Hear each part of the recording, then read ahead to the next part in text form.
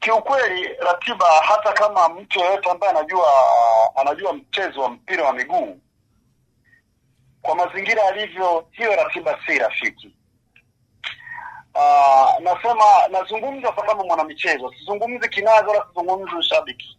Hata kama ingekuwa ni timu nyingine, hiyo ningeliweza kulizungumzia pia. Sisi kitendo cha kufungwa jana, sio kwamba labda tunakataa kwamba hatukufungwa. Tumefungwa kihalali kabisa, na siku letu limekataliwa.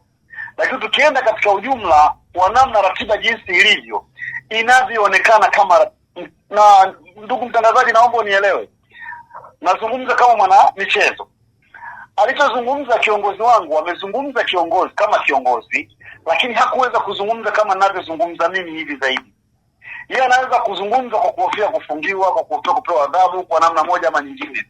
Lakini ratiba kwa Yanga haikuwa ngumu, haikuwa nzuri katika kuiandaa ile ratiba. Ratiba imekuwa ni ngumu mno kwa upande wetu, na inaonekana kama kuna mpango mkakati. Ndio hili ambalo nalisema kwamba kiongozi wangu hawezi kuzungumza, lakini mimi nazungumza kwa sababu sifungu na mtu yoyote. Mimi nazungumza kama mwanamchezo.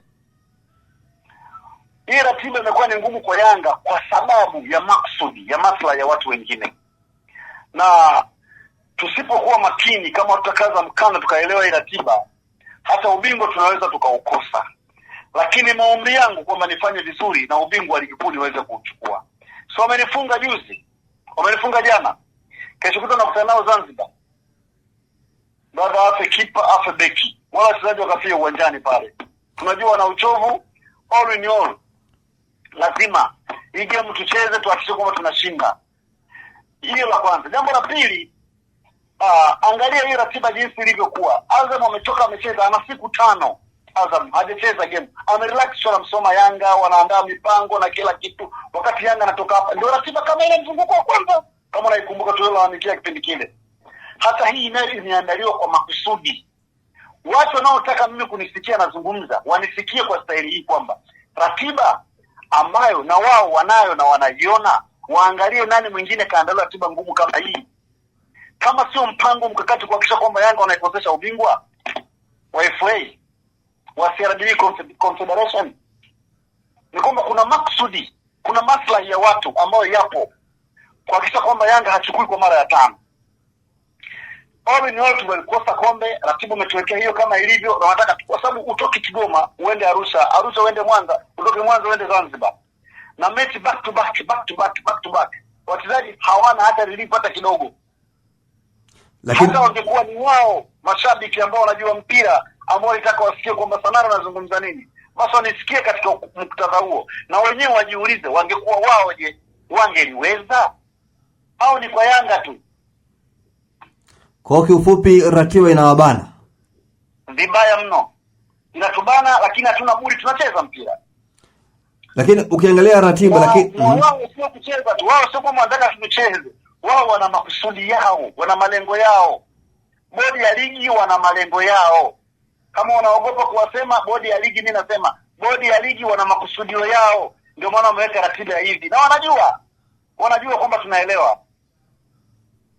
Lakini unapozungumza ratiba, hata Simba alicheza Mbeya, baada ya Mbeya kaenda zake Arusha, na baada ya Arusha na kwenda kucheza Morogoro. Lini? Si kesho kutwa Jumatano. Brother, mimi nakueleza hivyo nikiwa na maana hii kwamba ratiba kwetu sisi ni ngumu. Angalia anaenda kukutana na kila nani. Na ndio maana Yanga akawekewa mechi ngumu, zile ngumu, na asafiri kwa mwendo mrefu namna hiyo. Wamrushe huko, mpeleke huko, mtoke huko, mpeleke huko. Hiyo ratiba ni ngumu brother. Hata kama utasema Simba anaenda kukutana na nani, wewe niambie tu, anakutana na nani? Mtibwa. Wewe unafikiri Simba angekutana na nani? Na Azam angechomoa? Wakati Azam yeye amerelax, amekaa tu, ametulia, anakuja kucheza game jana. Siku 5. Kwa hiyo ratiba imewafavor Azam, imewafavor Azam. Azam imewabeba sana Azam. Sana. Huo ndio ukweli. Kwa hiyo bodi ya ligi wanajua wanachokifanya. Sio kwamba labda kiswahili. Bodi ya ligi wanajua wanachokifanya.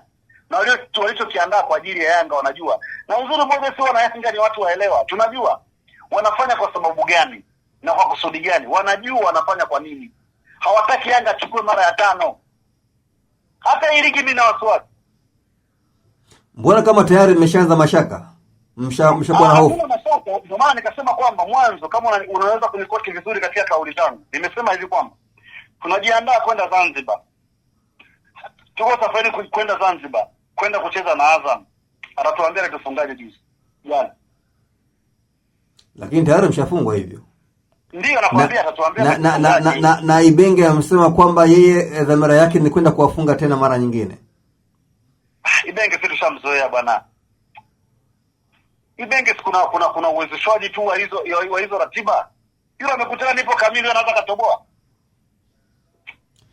Lakini kwenye ratiba nyinyi si ndio mmeupeleka huo mchezo huko Zanzibar? Hapana, sisi tulisema tucheze Mwanza game zote mbili. Bodi ya ligi akachomoa akasema hapana, wakaipeleka wao Zanzibar. Yes, bodi ya ligi. Sisi wana Yanga, sisi tunakufa na bodi ya ligi. Sisi tunakufa na bodi ya ligi tu kwa sababu wao ndio wanaandaa ratiba ngumu hivyo kwa Yanga. Au haya yanakuja mara baada kuona kwamba mambo si mazuri. Tulianza kusema, kuna moja ya redio ilinihoji mimi kama isikoseri kwa siku ya Jumatano. Alhamisi tulikuwa tunacheza na Mashujaa. Niliweza kuongea na chombo kimoja cha habari, nikawaeleza ukweli. Na wakaniambia swali kama leo niuliza kwamba au mmeanza kujaa upepo? Nikamwambia sasa tuweze kujaa upepo brother. Hawa sio hawatumii mafuta, wanatumia damu. Hawa wachezaji wote wanatumia damu. Niambie kinachomfanya Azam asicheze ni kitu gani? Si ratiba. Yes, ndio ratiba walioandaa ndio wanajua kwa nini wamefanya vile makusudi, kwamba Yanga aingie pale akiwa amechoka ili wafanye watimize kusudi. Kwa sababu wao kucheza mpira sio sababu. Wao kusudi Yanga afungwe basi. Ndio shida yao. Yaani Yanga afungwe tu ndio shida yao. Lakini hauoni kana kwamba kama Yanga ya sasa kwamba kikosi chake ni finyu, yaani kwamba haina kikosi kipana? Inategemea na majeraha wachezaji wetu walionayo. Lakini kikosi chetu kweli kina mapungufu kidogo.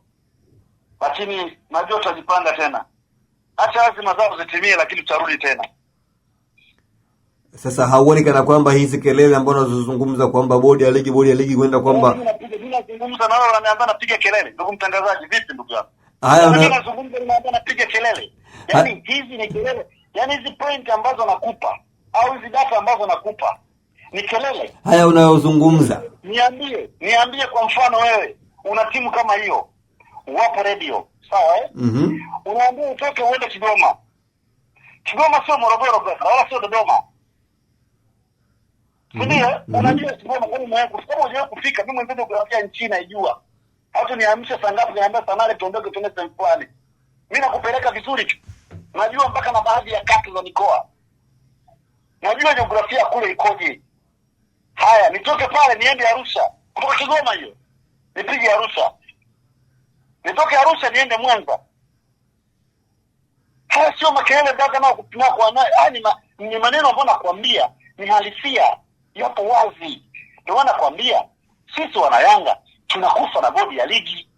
Hatumlaumu mtu mwingine yote. Yule anayopanga ratiba anajua kwa nini amefanya vile. Lakini sasa kwa nini haya mmeshaanzia katikati, huko nyuma hamkuyazungumza? Ratiba silitoka muda mrefu. Tungezungumzaje wakati ratiba ilikuwa iko fair? Hii ratiba mwisho ndio wanapanga sasa timu za maamuzi. Simba atapotea hapa, Yanga atapotea pale. Simba atafanikiwa hapa, Yanga ataanguka huku. Ndicho wanachokipanga. Ili wewe kushinda ubingwa mara 4 mfululizo. Sasa hivi unatafuta ubingwa wa 5. Tena bingwa makombe yote, brother. Kuna watu akili zao zinawauma. Lakini ndio kitu ambacho mimi nakwambia, akili zao zinawauma na wanaumia kwa hilo na hawataki lijirudie. Lakini David Sanare, laiti kama mngeshinda ile mechi dhidi ya Dodoma Jiji haya angekuepo. Sio kushinda, kufungwa. Kwani tulisema kwamba sisi tufungwa na Dodoma Jiji? Unafikiri Dodoma Jiji anapenda kufungwa? Au hizo timu ambazo zingine tumezifunga zilikuwa zinataka tuzifunge? Wewe ni mpira, ni mchezo wa mpira wa miguu mzee. Lazima uangalie. Tumepoteza, tumekubali. Kwani tunalalamika? Unafikiri kila mtu anapenda wewe ushinde? Kwa hiyo mpira wa mguu ni mchezo wa makosa. Tumefanya makosa tukaadhibiwa, na jana pia tumefanya makosa tukaadhibiwa. Haijalishi kwamba tuna uchovu tuna nini, lakini all in all tumefungwa, tunakwenda Zanzibar. Kwa hiyo safari kama mtaukosa ubingwa ni kwa sababu ya ratiba? Yes, ratiba ndio sababu. Tuna sio ratiba, ni bodi ya ligi ambayo ametaka sisi tusipate ubingwa tena. Kwa sababu bodi ya ligi huwa hawafanyi vitu mpaka walalamike. Uone Yanga kapoteza ndio wanabadilisha. Lakini Yanga akiwa bado yuko anafanya vizuri, hawabadilisha ratiba, ndio watazidi kumbana tu. Kulikuwa kuna sababu gani Yanga mwacheze siku zote siku tano? Anamsubiri Yanga hepare hivi, yes. Ana alituma makosa mechi za Yanga. Anaangalia game hii, anaiangalia vizuri, ametulia siku tano. Hata kama ningekuwa mimi ningeshinda tu hizo game. Na kueleza ukweli, ningeshinda. Azam kwani mara ngapi nimempiga? Kwani mara ya kwanza kunifunga? Au mimi mara ya kwanza kumfunga Azam? Azam namfunga tu. Lipi neno lako kwa Yanga? Mule wote. Tumefungwa goli kikataliwa. Hapo mtu anakuja kuambia offside. Bao la Depo. La Depo. Wanasema ni offside lakini haikuwa offside. Basi angeweka penalty basi. Mtu anaenda jamani anauwai mpira akaja kamuwasha kiatu kwenye penalty box. Anabemboka kule mtu ana score goal. Jamani anasema offside. Basi angefanya hivyo lakini akilalamika tu kusema tumefungwa all in all basi. Kiongozi wangu kishazungumza, Alikamwe kazungumza, leo azungumza, na mimi nilikuwa napigilia msumari, ameshindwa kuwataja. Ni bodi aliko kulaumiwa. Wala sio mtu mwingine. Siwezi kuwalaumu Azam. Azam wametimiza majukumu yao. Wamepumzika vya kutosha, wakaingia uwanjani wako fresh.